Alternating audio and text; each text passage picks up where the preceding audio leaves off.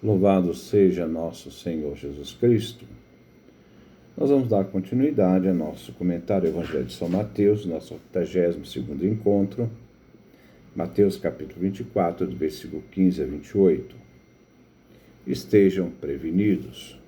Ouçamos nossa leitura.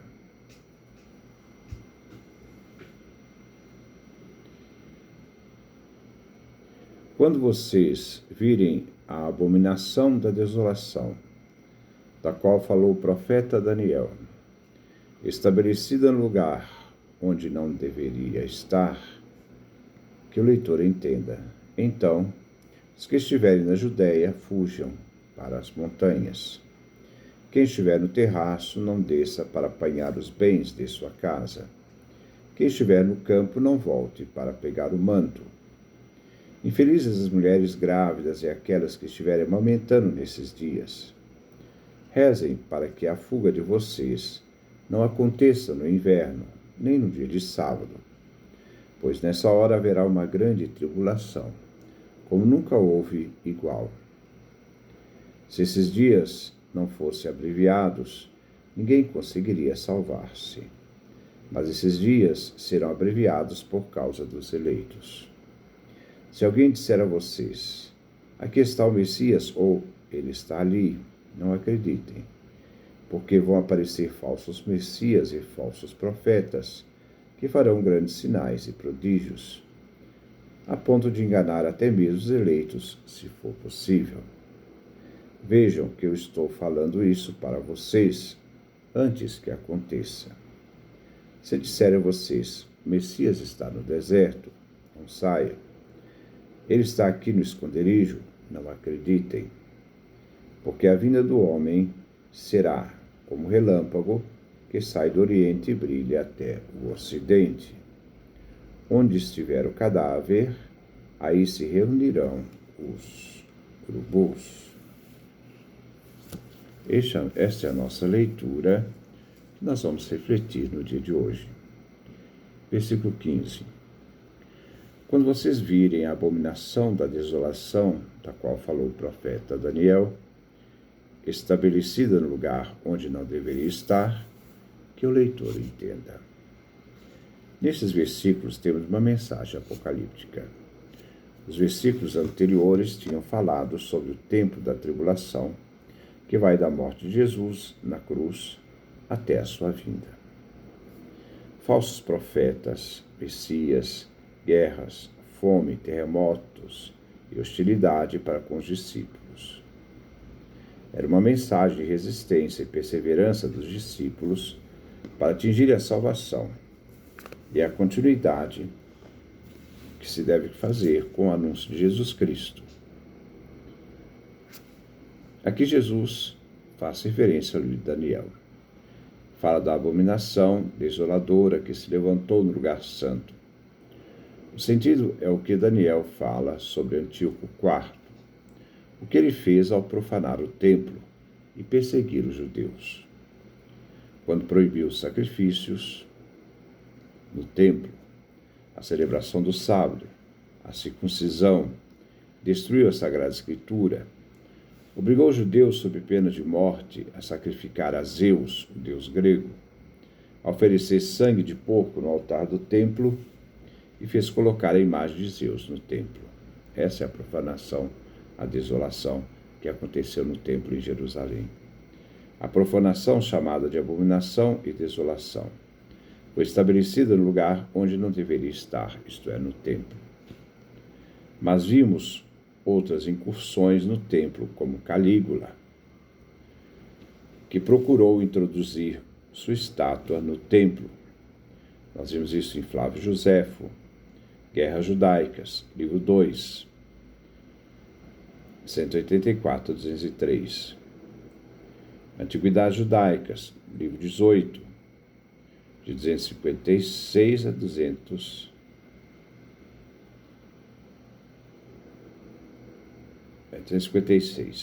Tácito, na sua História, livro 5, verso 9. No ano 70, as tropas de Tito sacrificaram no templo aos seus estandartes, onde se tinha uma águia a águia do Império Romano, saudando Tito como soberano. Guerras Judaicas, livro 6, 316. O que aconteceu no ano 70 não será o fim, mas fazem parte da tribulação que conduzirá ao fim. A comunidade dos discípulos deve estar atenta aos sinais. Ele então quer alertar, que o leitor entenda. Versículo 16. Então os que estiverem na Judéia fujam para as montanhas. É tempo de fuga, diante da profanação do templo, da destruição da cidade, visto que anuncia a desolação, a perseguição que está para chegar. Os cristãos foram convidados para lutar em Jerusalém para expulsar os romanos na guerra, no ano 66 a 70, a Guerra Judaica. Mas os cristãos saíram de Jerusalém, recusando lutar. Daí o ódio dos judeus contra os cristãos. E foram se estabelecer em Pela, na Transjordânia. Na guerra, os cristãos haviam abandonado Jerusalém. As montanhas é o lugar em que o povo de Deus usa de maneira eficaz para derrubar os soberanos cananeus quando eles ocuparam a terra. Josué, capítulo 2, versículo 22 e 23, livro dos Juízes, capítulo 1, versículo 19. E o local de resistência, Antíoco IV, 1 Macabeus, capítulo 2, versículo 28. José foge com Maria e o menino para escapar de Herodes, Mateus, capítulo 2, versículo 13. A fuga é urgente e deve ser rápida. Versículo 17. Quem estiver no terraço, não desça para apanhar os bens de sua casa. Deve-se abandonar as poças.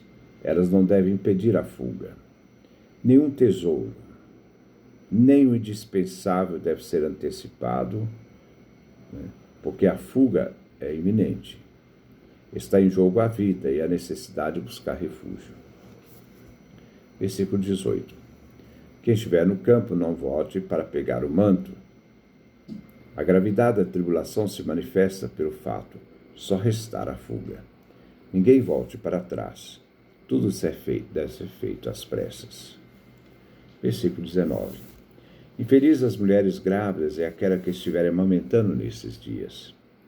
A fuga irá trazer sofrimentos, de forma particular para as mulheres. As mulheres com filhos no colo, ou os filhos que estão sendo gestados, são as primeiras que caem nas mãos dos inimigos. Elas com seus filhos estarão angustiadas, ameaçadas, tanto nas suas vidas quanto na vida dos filhos. Versículo 20. Rezem para que a fuga de vocês não aconteça no inverno, nem no dia de sábado. A observância do sábado iria impedir a fuga, e só aconteceria se se transgredisse as prescrições. A fuga é sempre uma provação angustiosa. O inverno era caracterizado por situações intransponíveis, como os rios, o frio, que iria atrapalhar a fuga. Versículo 21. Pois nessa hora haverá uma grande tribulação, como nunca houve outra igual. Cada época é um momento de tribulação. Não se deve escolher entre Deus e o ídolo, entre salvar ou perder a vida.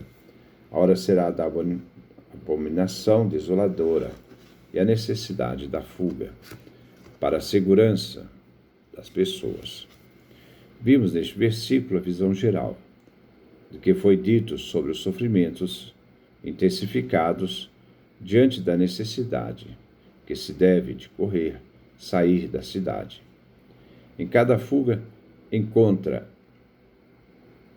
uma tribulação que tem sentido escatológico. Versículo 22. Se esses dias não fossem abreviados, ninguém conseguiria salvar-se. Mas esses dias serão abreviados por causa dos eleitos. Os eleitos são aqueles que respondem e assumem a fé de forma ativa, coerentemente com a vida cristã, a fim de participar da salvação de Deus.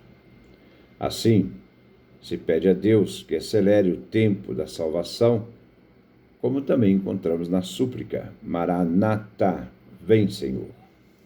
A tribulação acontece na história.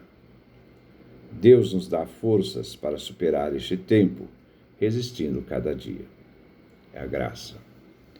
A tribulação final será abreviada, seja para os eleitos, para que possam ser atingidos pela missão, seja para os eleitos possam escapar da destruição total. Os eleitos são os cristãos. Versículo 23.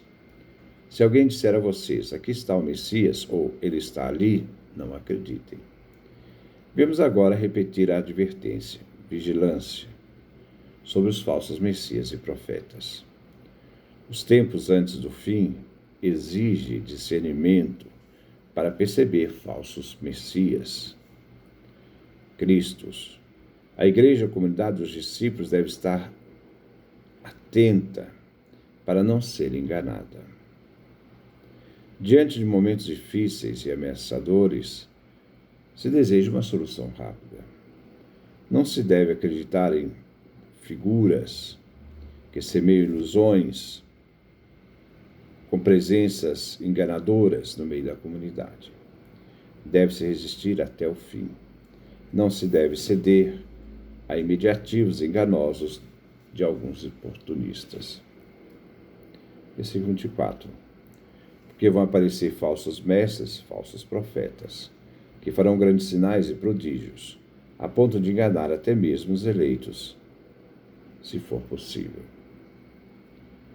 Os mestres, com ensinos enganosos, manipuladores e falsos profetas, como no Antigo Testamento, estão dispostos a enganar o povo com poderes milagrosos. Os discípulos foram alertados. Devem ser críticos para avaliar tais pessoas, a fim de que não sejam pegos de surpresa diante de tais fenômenos, cujo objetivo é enganar os discípulos e a igreja. São líderes que não pertencem à Igreja de Cristo. Estão na igreja, mas não são da igreja. São João Evangelista os chama de ladrões e assaltantes. Não devemos permitir sermos enganados por visões e milagres. Naquele tempo conturbado, vivido pelos discípulos, não faltavam falsos cristãos e falsos messias. Por exemplo, Teudas foi considerado Messias no fim da Guerra Judaica, no ano 135 d.C. Bar Kokhba foi declarado Messias pelo rabino Akiba, também no segundo século. Versículo 25. Vejam que eu estou falando isso para vocês antes que aconteça. Jesus alerta aos discípulos de que eles devem estar preparados, para quando aparecer os falsos messias, mestres e profetas, eles estejam atentos para não se deixarem enganar. Os discípulos devem se manter fiéis diante da tribulação e dos sofrimentos. Versículo 26. Se disserem a vocês, o Messias está no deserto, não saiam. Ele está aqui no esconderijo, não acreditem. O Messias não aparece no deserto, a fim de iniciar um novo êxodo. Mas seus discípulos são todos aqueles que praticam e escutam a palavra de Deus. Então não devem seguir falsos messias. No esconderijo, lugares internos, quando em Mateus 6, capítulo 6, versículo 6, fala do quarto interno, a oração. Crer em Jesus é participar dos eventos da salvação divina. Ao crer em Jesus, não se acredita em falsos profetas e messias. Naquele tempo, era afirmado que o Messias poderia aparecer em dois lugares, ou no deserto despovoado, ou em lugares inabitados e escondidos. Versículo 27. Porque a vinda do Filho do Homem será como um relâmpago, que sai do Oriente e brilha até o Ocidente. Como um relâmpago inesperado, o mesmo vale para o Filho do Homem. Jesus, o Messias. Não se pode prever o evento. Se sabe que acontecerá, mas não quando. No Antigo Testamento, o relâmpago vem associado às aparições divinas, ou teofanias, que manifestam a presença de Deus. O relâmpago retrata o poder da soberania divina pela vinda do Messias que vem para o julgamento. Versículo 28. Onde estiver o cadáver, aí se reunirão os urubus. O abutre, o urubu, se alimenta do cadáver. Quer simbolizar também aqui o Império Romano e sua dominação. Roma sairá derrotada. Havendo o Filho do Homem, vem estabelecer o reino de Deus e derrota todos os impérios, os inimigos de Deus. Urubus e águias, principalmente as águias que estavam nos estandartes do Império Romano, designam aves rapinas que se alimentam de cadáveres. Denotam, sim, o poder da Babilônia e Roma, que tem a águia como símbolo em seu estandarte. Ave rabina, que mata e conquista. Mas melhor interpretar deste modo. Um cadáver deitado num campo atrai os urubus, que o encontram facilmente por meio do cheiro da carniça. Assim o Filho do Homem será encontrado por si, sem que seja necessário sair à busca dele. Sua vinda será vista por todos, sua presença todos atrairá para junto dele. É uma vinda com poder que derrota os impérios que são subjugados e o povo de Deus, seus discípulos, que são salvos. Este é o nosso comentário. Que Deus nos dê a sua graça, a sua bênção, a sua face resplandeça sobre nós.